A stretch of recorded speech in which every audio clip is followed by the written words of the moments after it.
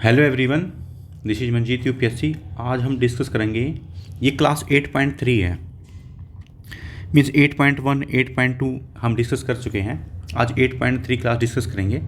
आज है relationships, values and examples. क्योंकि रिलेशनशिप किस किस में डिस्कस करेंगे?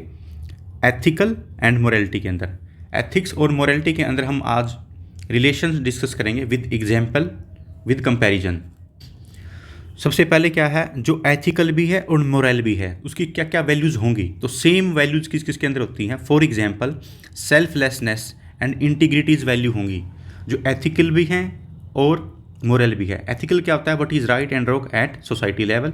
मोरल्स में क्या होता है? What is right and wrong at personal level. तो क्या क्या आएगी? जो दोनों का कॉम्बिनेशन है, सेल्फलेसनेस और इंटीग्रिटी। ये हमें एथिक सोसाइटी के लिए भी चाहिए और हमारे लिए भी चाहिए, selflessness and integrity. For example, हमें जो डाउन ट्रॉडन सेक्शंस हैं, पुअर है, उनकी हेल्प करनी चाहिए और विद कंसिस्टेंसी के साथ। देन नेक्स्ट है, जो एथिकल हो बट मोरल्स न हो। मतलब जो इसके वैल्यूज़ क्या आएगी? New liberal value. New liberal मतलब जो टाइम के हिसाब से चेंज हो जाती है, जो मॉडर्न वैल्यूज़ है। फॉर एग्जांपल, जो फ्रीडम है, freedom of speech and expression है इंडियन कॉन्स्टिट्यूशन के अंदर।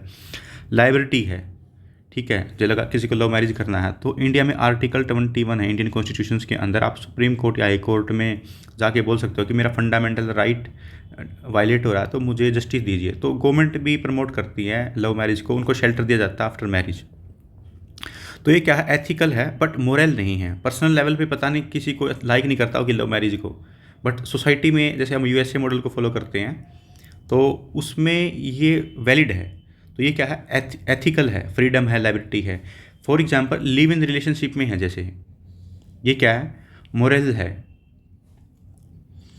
जैसे फॉर एग्जांपल, मेरे होम टाउन में कोई रह रहा था लिव इन रिलेशन में, उनको ओनर ने मना कर दिया कि आप नहीं रह सकते, मेरा रूम खाली कीजिए। बट दिल्ली में अलाउड है। दिल्ली में उनको सिर्फ अपने रेंट से मतलब होता, कोई रहे, लिव इन रिलेशन में रहे या मैरिड कपल रहे। तो फिर ये यंगस्टर के लिए तो ठीक है, बट जो ओल्डर जनरेशन के लोग हैं वो उनके लिए एक्सेप्टेबल नहीं है। तो ये एथिकली है बट मोरली नहीं है। इसके लिए अदर एग्जांपल है होमोसेक्सुअलिटी, जिसमें वो इंडिविजुअल लेवल पे सही है बट सोसाइटी लेवल पर रॉन्ग है। बट अब सुप्रीम कोर्ट ने इसको अलाउ कर दिया कि होमोसेक्सुअलिटी मतलब LGBT के कम्युनिटी वाले हैं वो मैरिज कर सकते हैं। तो ये होम नहीं है। होमोसेक्सुअलिटी आफ्टर 3 पेटिशंस के बाद आई है। पहले भी 2 बारी वर्डिक्ट आए थे, अलाउड नहीं किया था सुप्रीम कोर्ट ने, बट ये देखा कि यूएसए में इसको अलाउड है। तो हम प्रो वेस्टर्न थोड़ा है हमारा व्यू कि वो थोड़े लिबरल हैं, वो सुपर पावर हैं, तो सोसाइटी को थोड़ा होना चाहिए डाइवर्सिटी के हिसाब से। तो अब अलाउ कर दिया गया इंडिया में भी। देन थर्ड डिफरेंस है, मोरल्स है बट एथिकल नहीं है। मतलब इंडिविजुअल लेवल पे सही है और सोसाइटी लेवल पे गलत है।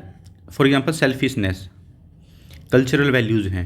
फॉर सबसे पहले ये थी वैल्यूज़। एग्जांपल, वॉर क्या है कि लगा लो हमारा किसी के साथ झगड़ा हो गया लैंड का और किसी और का या किसी बात के ऊपर, तो हमने उसके साथ लड़ाई कर ली, फाइट की, तो वो क्या है? इंडिविजुअल लेवल पे ठीक है, मतलब वो मोरालिटी के हिसाब से अपनी सेल्फ रिस्पेक्ट के लिए था। बट वो एथिकली रॉन्ग है सोसाइटी लेवल पे, क्योंकि उसमें पीस हार्मनी नहीं आएगी। तो ये एग्जाम्पल था। कुछ चीज़ें एथिकली और मोरली दोनों होती हैं, कुछ एथिकल होती हैं, मोरालिटी नहीं होती, कुछ किसी में मोरालिटी होती है, किसी में एथिकल नहीं होती। तो ये सबसे बेस्ट पीपीटी मैंने बनाई विद कंपैरिजन टेबल। इसमें वैल्यूज विद एग्जाम्पल, तो कहीं भी मोरालिटी और एथिक्स की बातें हो, कंपैरिजन हो, तो ये बना लेना। और इसको एक बार फिर रिवाइज करते हैं। जो एथिकल एंड मोरल दोनों हैं, मतलब सोसाइटी लेवल पर, इंडिविजुअल लेवल पे, मतलब सेल्फनेस और इंटीग्रिटी विद एग्जाम्पल, पुअर की सहायता करना। देन सेकंड है, एथिकली है बट मोरल नहीं है। फॉर एग्जाम्पल, न्यू लिबरल, जो फ्रीडम है, लाइबर्टी है, वो इंडिविजुअल लेवल पे सही नहीं है। जैसे हम लव मैरिज करते हैं, जो ओल्ड जनरेशन के लोग हैं उसको पसंद नहीं करेंगे, बट जो लिव इन रिलेशन में रह रहे हैं, जो लव मैरिज कर रहे हैं, उनके लिए सही है। बट ये सोसाइटी के लेवल से ठीक है, लेकिन मोरलिटी लेवल पे रॉन्ग है। मोरलिटी है बट एथिक्स नहीं है। फॉर एग्जाम्पल, सेल्फिशनेस, हम अपने आप को, self is prior to society, अपने आप को सोसाइटी से पहले रखते हैं। तो इंडिविजुअल लेवल पे सही है बट सोसाइटी लेवल पे सही नहीं है। तो फॉर इसका एग्जाम्पल है वॉर। देन नेक्स्ट है एथिक्स वर्सेस लॉ। एथिक्स और लॉ के अंदर क्या डिफरेंस है, तो ये डिफरेंशिएशन देखेंगे इसके अंदर। सबसे पहले एथिक्स क्या है? ये साइंस है, स्टैंडर्ड ऑफ ह्यूमन कंडक्ट, जो हम करते हैं ना, what is right what is wrong at society level. But law क्या है? सिस्टमेटिक बॉडी ऑफ रूल्स है जो गवर्न करते हैं होल सोसाइटी को भी और हमारे जो इंडिविजुअल एक्शंस हैं उनको भी मैनेज करते हैं और हमें कैसे एक्शन करने हैं हमें रूल बताते हैं, अदरवाइज फाइन लगेगा और आपके ऊपर कार्रवाई हो सकती है। तो लॉज क्या है, बेस्ड ऑन रीजन है, एथिक्स का बेस्ड अपॉन कॉन्सिक्वेंस है। देन एथिक्स हमें गाइडलाइंस देती हैं, प्रिंसिपल्स बताती है कि हाउ टू लाइव, हमें कैसे जीना है, हाउ टू बिहेव, हमें कैसे व्यवहार करना विद पार्टिकुलर सिचुएशंस के अंदर। बट लॉज में कैसा है, लॉ में हमें सेट ऑफ रूल्स बताए जाते हैं और रेगुलेशंस बताए जाते हैं, वो बेस्ड अपॉन रीजन होते हैं। बट जो एथिक्स में होता है वो बेस्ड अपॉन कॉन्सिक्वेंस होते हैं। जो एथिक्स है वो इंडिविजुअल लेवल पे भी हो सकते हैं कि हमारा इंडिविजुअल लेवल पे हम क्या सोचते हैं, लीगल लेवल पे भी एंड प्रोफेशनल लेवल पे भी, जो हमारी प्रोफेशनल नॉर्म्स हैं। फॉर एग्जांपल हम जब वहाँ पर काम करते हैं वहाँ की एथिक्स कैसे हैं। जैसे जापान के वर्क प्लेस एथिक्स बहुत ज़्यादा अच्छे हैं और स्ट्रिक्ट भी हैं। इन्वायरमेंटल एथिक्स क्या क्या है, हमारी सोसाइटी इन्वायरमेंट से रिलेटेड क्या सोचती है सोसाइटी लेवल पर। बट जो लॉ है वो गवर्नमेंट द्वारा क्रिएट किए जाते हैं, गवर्नमेंट बनाती है ताकि welfare for society based upon reason. ये लोकल लेवल पे भी रूल हो सकते हैं, जैसे कोई सरपंच बना दे कि गांव में ये रूल है, ऐसे ऐसे बिहेव करना है। रीजनल लेवल पर स्टेट कैसे गवर्नमेंट बनाते हैं, नेशनल लेवल पे सेंट्रल गवर्नमेंट बनाएगी रूल, और इंटरनेशनल लेवल पे यूनाइटेड नेशन सिक्योरिटी काउंसिल है, जो बड़ी बड़ी एजेंसियां हैं, जो बड़ी बड़ी बॉडीज़ हैं जिनको हम फॉलो करते हैं, मानते हैं, रिकग्नाइज करते हैं, तो वो रूल बनाती है। तो ये डिफरेंस था एथिक वर्सेस लॉ के अंदर।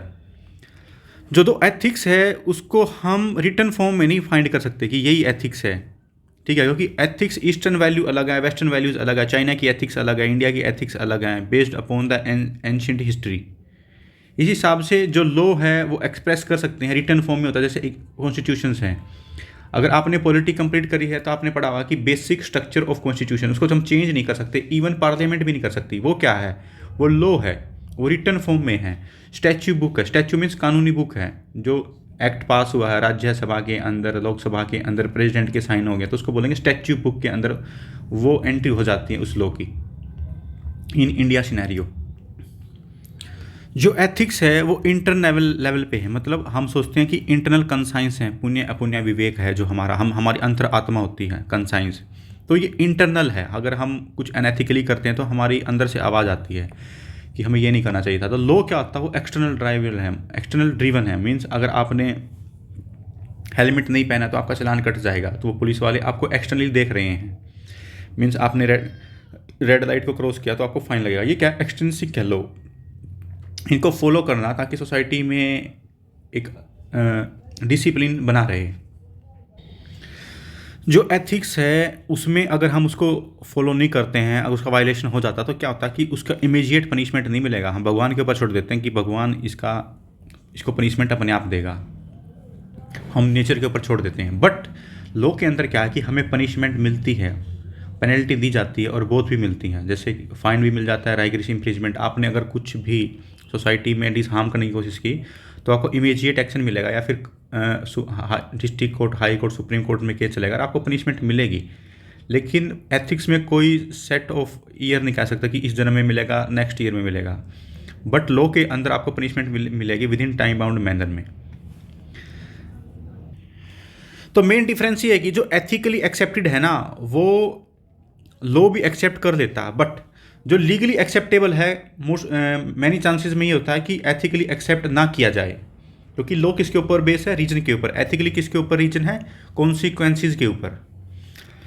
तो एथिक्स में कोई सच बाइंडिंग नहीं है पीपल्स के ऊपर कि आपको ये फॉलो करना है एथिकल, ये पर्सनल गाइडेंस है, आपकी कॉन्साइंस डिफाइन करती है आपको फॉलो करना है नहीं करना है, इंडिविजुअल टू इंडिविजुअल वेरी करेंगे। बट जो लॉ में मेंशन चीज़ें हैं वो लीगली बाइंडिंग है, आपको फॉलो करनी पड़ेंगी, otherwise you will be in jail, आपको फाइन लग सकता है। तो ये क्या है, लीगली बाइंडिंग है, बट वो लीगली बाइंडिंग नहीं है, वो बेस्ड अपॉन योर कंसाइंस, आपकी जो अंतरात्मा बोलेगी उसके हिसाब से है। ये बोला जाता है कि जो एथिकली एक्शंस है ना, जो आप एथिकली रहते हो तो उसका बेनिफिट क्या होगा, greatest happiness of greatest number, ठीक है। तो इसका मीनिंग क्या है कि अगर हम एथिकली बिहेव करते हैं तो हमारा हैप्पीनेस होगा, सोसाइटी का भी हैप्पीनेस होगा उसमें। इसलिए एक वेस्टर्न थिंकर हैं थॉमस एक्विनास, उन्होंने क्या कहा था कि अगर कोई कन्फ्लिक्ट है प्राइमरी लॉ के अंदर, सेकेंडरी लॉ के अंदर, तो हमें जो प्राइमरी लॉ है ना उनको ऑलवेज प्रायोरिटी में देना है। प्राइमरी लॉ का मतलब क्या होता है कि जो नेचुरल लॉ है, जो मतलब सोसाइटी बनने से पहले सर्वाइवल ऑफ फिटेस्ट थी, जो नेचुरल लॉ थे। सेकेंडरी लॉ में क्या आएगा, मैन मेड लॉ आएंगे। जो हमने लॉ बनाए हैं कॉन्स्टिट्यूशंस में वो सेकेंडरी लॉ है। तो सबसे पहले हमें नेचुरल लॉ को फॉलो करना चाहिए, जिसको थॉमस एक्विनस ने इसके बारे में बताया था। तो ये मैंने एक डायग्राम बनाया, इसे समझिए आप। जो एथिक्स है वो क्या सोसाइटी लेवल पे है, मोरालिटी इंडिविजुअल लेवल पे है, लॉज क्या है कंपल्सन बेस्ड है, बेस्ड अपॉन रीजन है। तो इनका कॉम्बिनेशन बनता है कि मतलब कुछ चीज़ें एथिकल भी होंगी और लॉ के हिसाब से होंगी, कुछ मोरालिटी और एथिक्स के हिसाब से होंगी, कुछ लॉ और मोरालिटी के हिसाब से होगी, कुछ चीज़ें तीनों का कॉम्बिनेशंस होगी। समझ रहे हो इस डायग्राम से इसका मतलब क्या है। तो जब भी कुछ डिफरेंस आए तो इस डायग्राम को तब आप लिखोगे ना, तब आपके मार्क्स 0.5 ऐसे ही बढ़ जाएंगे। तो ये मोस्ट इंपॉर्टेंट डायग्राम था। देन है डीओंटोलॉजिकल एथिक्स। डीओंटोलॉजिकल एथिक्स में क्या होता है, डीओंट का मतलब होता है कि ड्यूटी। जो डिओंटोलॉजी बन गया, इसका मीनिंग अलग होता है। मतलब इसमें क्या होता है कि जो हमारा मीन्स और एंड है दोनों क्या होना चाहिए, सेम होना चाहिए। क्योंकि इसमें सबसे बेस्ट एग्जाम्पल इसका गांधी जी है कि हमारा जो मीन्स है, हमारा एंड के ऊपर तो फोकस होना चाहिए, हमारा गोल होगा। मीन्स का मतलब हमें सिलेक्शन कैसे लेना, बाई चीटिंग लेना है या बाई फेयर लेना है। तो गांधी जी बोलते हैं कि हमारा जो मीन्स है वो भी मोस्ट इंपॉर्टेंट है। जैसे चाइना का मीन्स क्या था कि हमें बाई रिवोल्यूशन लेना है, फ्रीडम स्ट्रगल। तो वहाँ क्या है, डिक्टेटरशिप आई, तानाशाह है। बट इंडिया में बाई नॉन वायलेंस आया, तो वो यहाँ पर इंडिया वर्ल्ड की बिगेस्ट डेमोक्रेसी बनी। तो जो डिओंटोलॉजिकल थिंकर है, तो ये भी आपको मेंशन करना है, विवेकानंद जी हैं, इमैनुअल कांट हैं, नेहरू जी हैं। तो ये इस कैटेगरी के थिंकर हैं। इसके लिए एग्जाम्पल में बताएंगे, जो गांधी जी ने रिकॉलिंग वापस बुला लिया था नॉन कॉरपोरेशंस मूवमेंट, इसका एग्जाम्पल है डिओंटोलॉजिकल। चोरा चोरी इंसिडेंट थी 1922 में। तो ये क्या था, ये भी ये था कि हमारा मीन्स अलग, ये रिवोल्यूशन बेस पे नहीं होना चाहिए, बेस होना चाहिए नॉन वायलेंस बेस पे। तो Gandhi ji always believe in non violence. इसी वजह से आज हम स्ट्राइक करते हैं, हड़ताल करते हैं। ये किस बेस पे है ये आइडिया, ये नॉन वायलेंस पे बेस पे, जो गांधी का आइडिया था। पैसिव रेजिडेंस बोलते हैं इसको। देन आता टीलियोलॉजिकल। टीलियोज का मतलब होता है कि एंड्स और गोल्स, कि हमारा एम क्या है, कि सिलेक्शन लेना है, कि कैसे लेंगे, कैसे भी लो, चीटिंग करके लो, पैसे दे के लो, कैसे भी लो। ये सही नहीं है। बट डिओंटोलॉजिकल के हिसाब से आगे बताऊंगा विद एग्जांपल। तो टीलियोलॉजिकल में क्या मैटर करेगा, जो आपका आउटकम है वो मैटर करेगा। अगर आपने आउटकम या आपने गोल अचीव कर लिया ना, तो आपके मीन्स के बारे में, मेथड के बारे में कोई नहीं पूछेगा। इसके थिंकर्स कौन कौन से हैं, Epicurus, Aquinas, Aristotle, Thomas Hobbes, J.S. मिल, बेंथम। ये क्या बोलते हैं, यूटिलिटेरियन पॉलिसी है इनकी, बेंथम की, कि ग्रेटेस्ट हैप्पीनेस और ग्रेटेस्ट नंबर। कार्ल मैक्स हैं, वो भी किस में आते हैं, टीलियोलॉजिकल के अंदर आते हैं, जिसमें एंड्स सबसे ज़्यादा इंपॉर्टेंट होता है रादर देन मीन्स। मीन्स का कोई मतलब नहीं है, अगर आपने एंड अचीव कर लिया तो मीन्स कोई नहीं पूछेगा आपको। एग्जाम्पल में देंगे कि एक रॉबिन हुड नाम का पर्सन है, वो फूड चुराता है और डिस्ट्रीब्यूट कर देता है पुअर्स के अंदर। उसका गोल क्या, पुअर्स को खाना खिलाना, लेकिन उसका मीन्स गलत है, प्लंडर करके। वो मेहनत करके भी खाना खिला सकता है, अपनी सैलरी में से खिला सकता है, नहीं, बट उसने प्लंडर किया है। तो ये एग्जाम्पल था टीलियोलॉजिकल का। इसके थिंकर मोस्ट इंपॉर्टेंट है एरिस्टोटल, हॉब्स, मिल, बेंथम, कार्ल मार्क्स। इनको याद रखिएगा, इनको लिखना भी है कि इनके थिंकर ये हैं। इसमें क्या है कि एंड मैटर करेगा, मीन्स मैटर नहीं करेगा। देन आता growth versus sustainable development. Growth क्या है, वैल्यू न्यूट्रल है, बट जो सस्टेनेबल डेवलपमेंट है वो वैल्यू सेंट्रिक है, कि हमें वैल्यूज़ के ऊपर फोकस करना है, ना कि न्यूट्रल है ना। ग्रोथ के ऊपर फोकस किया जाता है नंबर्स के ऊपर, कि हमारी जीडीपी बढ़नी चाहिए। हम अगर 100 रुपये कमा रहे हैं, लगा लो हमारी कंट्री या हम, तो हमें 102 कैसे कमाने हैं। तो ग्रोथ में क्या किया जाता है कि 100 कमा रहे हैं तो हमें 101 कमा लें, बट जो सस्टेनेबल डेवलपमेंट करना है, ताकि हमारी जो फ्यूचर जनरेशन्स हैं उनके लिए हम कुछ छोड़ जाएं अर्थ के ऊपर। हम अर्थ सबकी ग्रीड पूरा नहीं कर सकती, बट सबकी नीड को पूरा कर सकती है। इसलिए सस्टेनेबल डेवलपमेंट गोल 17 हैं, उनको मैं डिस्कस करूँगा अलग एक सेपरेट वीडियो में, विद मैनोनिक्स याद करेंगे, जैसे no hunger and every person will get education. तो इसमें सस्टेनेबल डेवलपमेंट गोल का फोकस किया था। पहले क्या था, मिलीनियम डेवलपमेंट गोल। अब क्या है, सस्टेनेबल डेवलपमेंट गोल के ऊपर फोकस किया जाता है। जो ग्रोथ है वो क्वांटिटी के ऊपर फोकस है, नंबर्स के ऊपर फोकस है, बट जो सस्टेनेबल डेवलपमेंट है वो क्वालिटी के ऊपर फोकस है। हम बोलते हैं नहीं, क्वालिटी वाली लाइफ होनी चाहिए। सस्टेनेबल डेवलपमेंट किसके ऊपर फोकस है, क्वालिटी के ऊपर फोकस है। जो ग्रोथ है वो पॉजिटिव भी हो सकती है और नेगेटिव भी हो सकती है। लगा लो आपने 100 रुपीज़ कमा रहे हो, आप 101 कमाने लग रहे तो पॉजिटिव, और 91 पे चले गए तो नेगेटिव। बट जो सस्टेनेबल डेवलपमेंट है ऑलवेज पॉजिटिव होगी। जो हमारे पास है उसको और अच्छे तरीके से कैसे किया जाए, विद इन्वायरमेंट। तो sustainable development mostly connected with environment, जो हमारे आसपास में नेचुरल रिसोर्सेज हैं उनके साथ। ग्रोथ सिर्फ डेटा से रिलेवेंट है। जो ग्रोथ है वो नंबर बेस है, वो सोशल एटीट्यूड, समाज क्या सोचता है या बिहेवियर क्या है पर्सन्स का, उसके ऊपर उसका मिनिमम रोल है। उसका रोल है ही नहीं, मतलब नाम मात्र है। बट जो सोशल बिहेवियर है सस्टेनेबल डेवलपमेंट के ऊपर, वो सब कुछ है, वो काफ़ी इंपॉर्टेंट है। फॉर एग्जाम्पल अगर कोई वाटर है तो हमें उसको कैसे प्योर रखना है, उसकी इम्प्योरिटी से बचाना है, जो वहाँ में लिविंग नॉन लिविंग चीज़ें हैं उसके अंदर हम उसको कैसे मेंटेन रखना है। तो सस्टेनेबल मतलब हम इकोलॉजी, इकोनॉमी और सारी चीज़ों से कनेक्टेड हैं। बट जो ग्रोथ है उसमें सोशल एटीट्यूड और बिहेवियर का कोई लेना देना नहीं है, उसमें सिर्फ नंबर पे फोकस किया जाता है। एग्जाम्पल के साथ डिस्कस किया जाता है कि जो जीडीपी ग्रोथ है वो नंबर्स में होती हैं, पर कैपिटा इनकम है वो नंबर्स में होती है कि हम कितना कमा रहे हैं। बट हमें ओपन डेफिकेशन फ्री कैसे किया जाए विलेजेस को 2022 तक, जो हमारा गोल था। सक्सेस है जो स्वच्छ भारत मिशन है, ये सस्टेनेबल डेवलपमेंट गोल में आते हैं। अदर एग्जाम्पल ये है कि आपने 100% मार्क्स ले लिए बोर्ड में, ठीक है, बट आपने मार्क्स लिए 90%, बट आपको प्रैक्टिकल नॉलेज है कि उसको लाइफ में कैसे यूज़ करना, और क्वालिटी वाली एजुकेशन, तो ये बेटर माना जाएगा सस्टेनेबल डेवलपमेंट वाली। मार्क्स का हम क्या करेंगे, अगर आपके पास 100 में से 100 आ गए, आपके एथिक्स नहीं है तो उसका क्या करेंगे, आप पेरेंट्स की रिस्पेक्ट नहीं करते तो उस मार्क्स का कोई मीनिंग नहीं है। लेकिन सस्टेनेबल डेवलपमेंट में अगर आपके 90% आ जाते हैं, आप स्पोर्ट्स में अच्छे हो, एक हेल्दी शरीर है आपका, और सोसाइटी के लिए कुछ कर रहे हो, प्लांट इंस्टॉल कर रहे हो और नीडी की हेल्प कर रहे हो, तो ये मॉडल सबसे अच्छा है सस्टेनेबल डेवलपमेंट का। तो ये वर्ल्ड लेवल पे इसके ऊपर फोकस किया जा रहा है अब आफ्टर कोरोना आल्सो। इसके ऊपर मेन फोकस क्या है, सस्टेनेबल डेवलपमेंट, ताकि हमारी जो सर्कुलर इकोनॉमी है जो हम चलते हैं वो एक दूसरे से कनेक्ट रहें और सस्टेन भी रहें। ये नहीं कि एक टाइम के बाद कोलैप्स हो जाए, हम इकोनॉमिक क्राइसिस में फंस जाएं। नेक्स्ट है एथिक्स इन इंडिया के में मीडिया का क्या रोल है। एथिक्स इन मीडिया, मीडिया क्या है, कम्युनिकेशन चैनल है, वो मैसेज को, न्यूज़ को स्प्रेड करती है। इसमें मीडिया में म्यूजिक्स भी आएगा, मूवीज़ भी आती हैं, एजुकेशन भी आती हैं। जो म्यूजिक होती है ना, आप उसके लिरिक्स पे फोकस कीजिए, उसका मीनिंग होता है। मूवीज़ हमें मैसेज देती हैं, एजुकेशन भी फैलती है मीडिया से, सोशल अवेयरनेस बढ़ती है, उनका प्रमोशन भी हो जाता है with the help of message and other data भी स्प्रेड किया जाता है मीडिया में। कुछ भी हो वो स्प्रेड किया जाता है मीडिया में, पॉजिटिव नेगेटिव जितनी भी चीज़ें होती हैं। किसी का सिलेक्शन हुआ तो वो फैला दिया मीडिया में, बताया। किसी ने सुसाइड कर दी ड्यू टू स्ट्रेस तो वो बताया जाता है। कि ये मतलब मीडिया क्या है, फोर्थ पिलर ऑफ डेमोक्रेसी है। तो मीडिया वैल्यू डेवलपमेंट करवाती है कि हमारे अंदर कौन सी वैल्यू इनकलकेट होनी चाहिए। जैसे किसी ने कुछ रेप किया या फिर क्राइम किया तो उसको सज़ा हो रही है, तो वैल्यू डेवलपमेंट करवाती है कि आपको ऐसा बिल्कुल नहीं करना है।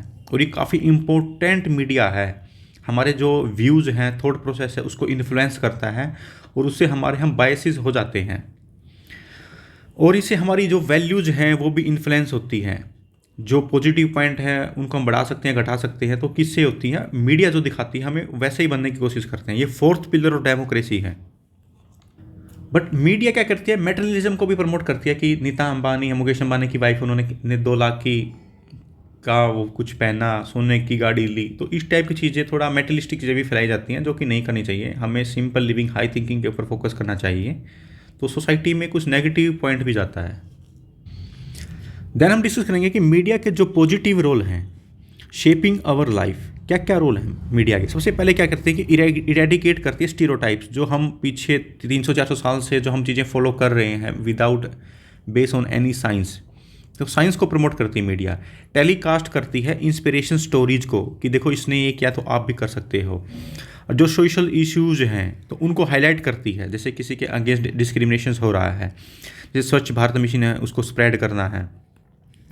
और ये सपोर्ट करती है जो प्रो पीपल मूवमेंट, जैसे अन्ना हजारे ने राइट टू इन्फॉर्मेशन के लिए लड़ाई लड़ी थी। तो मीडिया वाले वह खड़े रहते हैं, वो बताते हैं कि देश में क्या चला हुआ है, हम अपनी रोजी रोटी कमाने में लगे हुए हैं, बट मीडिया हमें बताता है कि हमें सोसाइटी की तरफ भी देखना, अदर ये हमें फ्यूचर में इम्पैक्ट करेगा। जो सोशल मीडिया की वैल्यू जो है उनके नेगेटिव रोल क्या क्या है। देन आता कि मीडिया की नेगेटिव वैल्यूज़ में क्या क्या आएंगी। Sensitive news, sensitization of news जो है, मतलब जो ऑब्ससेनिटी है, जिसमें वल्गर न्यूज़ है वो दिखाई जाती हैं, और पार्शियल न्यूज़ दिखाई जाती है, कंप्लीट नहीं दिखाई जाती, उसके पीछे क्या स्टोरी है वो दिखाई नहीं जाती, उसके पीछे क्या क्या रिस्क है, ऑब्जेक्टिविटी क्या क्या है, इम्पार्शियलिटी के साथ नहीं दिखाई जाती। न्यूज़ बायस होती हैं ऑलवेज, क्योंकि उनका जो हेड है उनका नेक्सस होता है किसी पॉलिटिकल पार्टी से, किसी कास्ट से या क्लास से।